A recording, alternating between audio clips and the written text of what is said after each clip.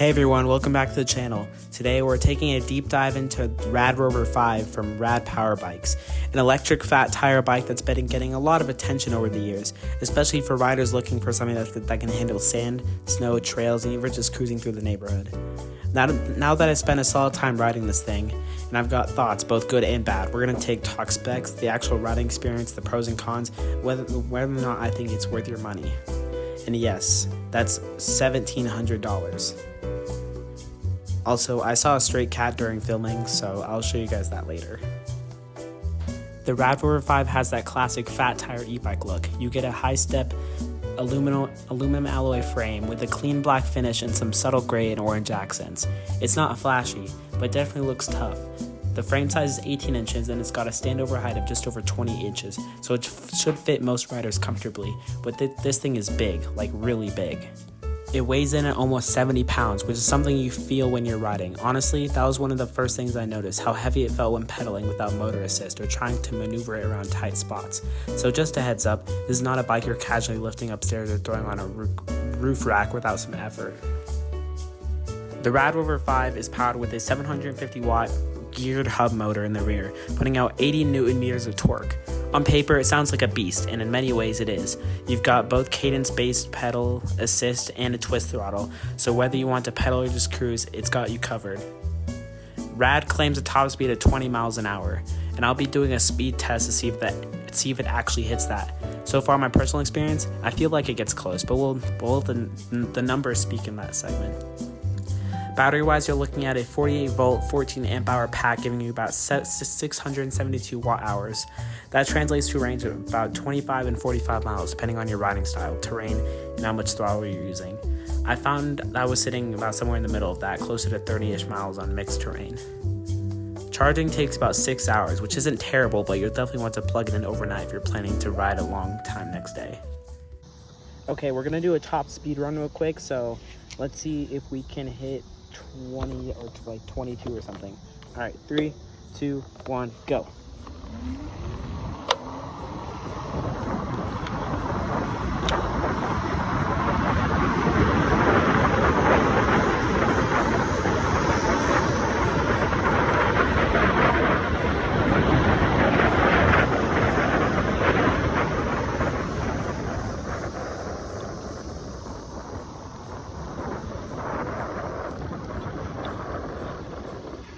Okay, so we hit 22.6. That was the top, but we are on a slight incline, so I might do this later on a downhill, but who knows.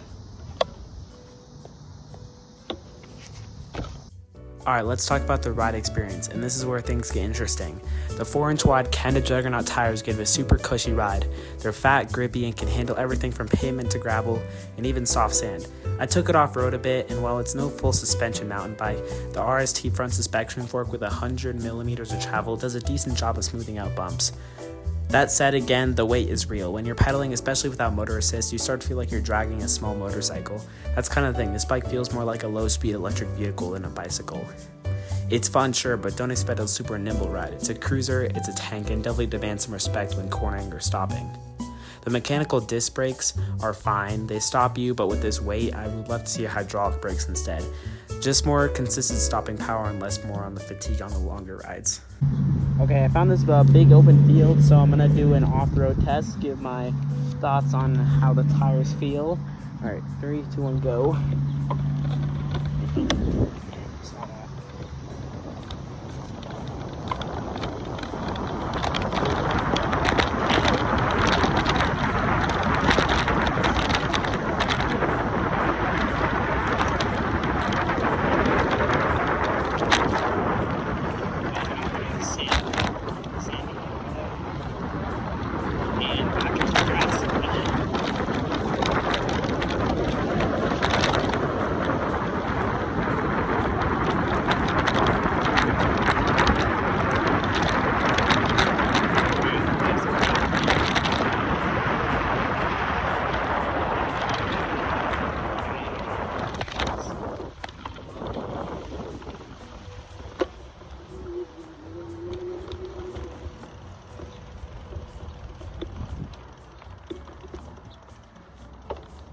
Alright, so I mean that was pretty good. Could be better. I felt kind of off balance. Like I could have tipped over, but can't be too picky. So yeah, that's the off-road. One thing I really like is the display. It's not color or anything fancy, but the grayscale LCD gives you everything you need: speed, distance, trip, battery levels, and even a USB port if you want to charge your phone. There's also a front light, which is a nice touch, but there is no real light. So if at night, it's actually better not to ride at night because you don't have a rear tail light, but the front light is pretty bright. Oh yeah, and this was the cat I was talking about.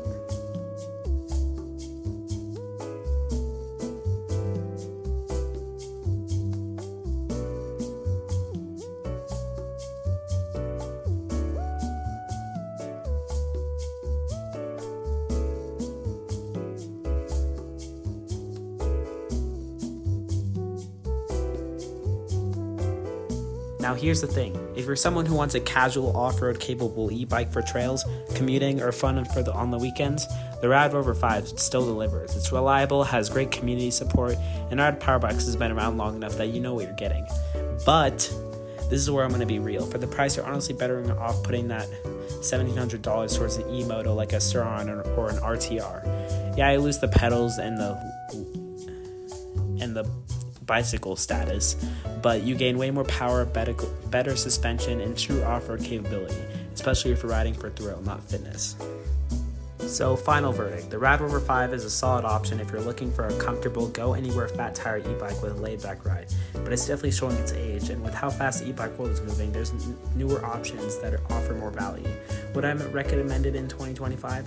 Only if you can find one used or on sale. Otherwise, look at newer models or go full send into an e-moto category if performance is your priority.